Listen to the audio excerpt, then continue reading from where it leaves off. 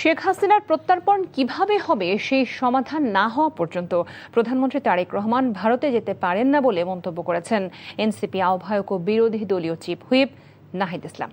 বলেন, দিল্লিতে শেখ হাসিনাকে প্রেস কনফারেন্সের সুযোগ দিয়ে ভারত সরকার বাংলাদেশের সার্বভৌমত্বের বিপক্ষে অবস্থান নিয়েছে। বিকেলে শাহবাগের শহীদ হাদি চত্বরে ইনকিলাব মঞ্চের দ্বিতীয় প্রতিষ্ঠা বার্ষিকীর অনুষ্ঠানে যোগ দিয়ে নাহিদ ইসলাম এ কথা বলেন। তিনি বলেন, ভারত সরকার 5 আগস্ট শেখ হাসিনার প্রত্যক্ষ ও পরোক্ষভাবে সমর্থন করেছে বলেই দিল্লিতে সেদিন প্রেস কনফারেন্স হয়েছে। নাহিদ ইসলামের মতে, ভারতের সাথে বন্ধুত্বের হাত তখনই বাড়ানো উচিত যখন তারা শেখ হাসিনা ও হাদি হত্যাকারীদের দেশে ফেরত পাঠাবে এবং সীমান্ত হত্যা বন্ধ করবে।